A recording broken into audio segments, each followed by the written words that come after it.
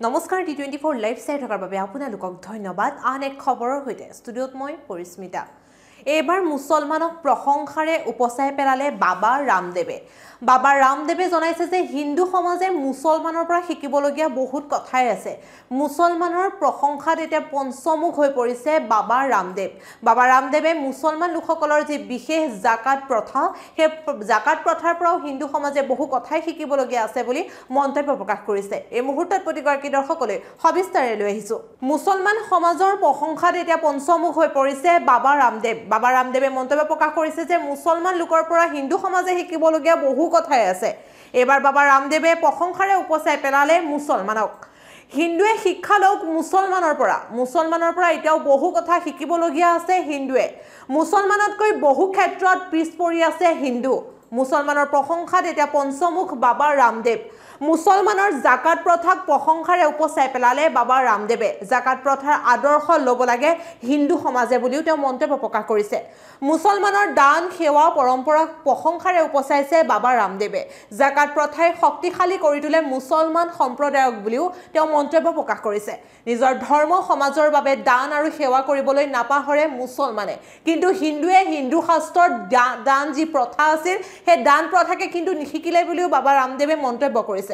দান সেৱা কৰিবলৈ ত্যাগ কৰাৰ বাবে বহু ক্ষেত্ৰত পিছ পৰি আছে হিন্দু সমাজ বুলিও বাবা ৰামদেৱে মন্তব্য প্ৰকাশ কৰিছে।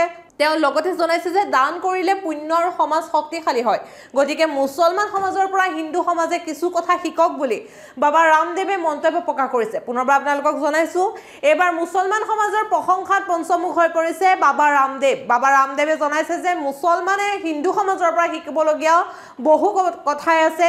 মুছলমান সম্প্ৰদায়ৰ লোকসকলৰ যি জাকাত প্ৰথা, সেই জাকাত প্ৰথাক এতিয়া প্ৰশংসাৰে উপচাই পেলাইছে বাবা ৰামদেৱে। বাবা ৰামদেৱে এতিয়া জনাইছে যে হিন্দু সমাজে মুছলমান লোকৰ পৰা শিকিবলগীয়া বহু আছে। হিন্দু লোকে মুছলমানৰ পৰা শিকক দান আৰু ত্যাগ কি। মুছলমান লোকে দান আৰু ত্যাগ কৰিবলৈ নাপাহৰে, কিন্তু হিন্দু লোকে হিন্দু শাস্ত্ৰৰ পৰা নিশিকিলে দান আৰু ত্যাগৰ কথা।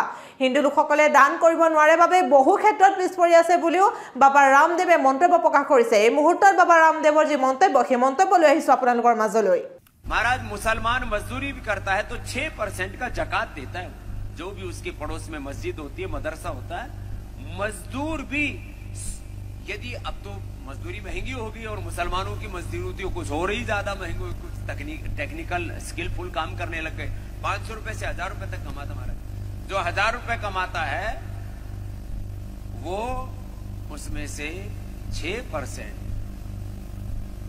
जो 100 रुपए कमाता वो उसमें से 6% अलग से रख लेता महाराज। वो कहता है इस पर मेरा अधिकार ही नहीं।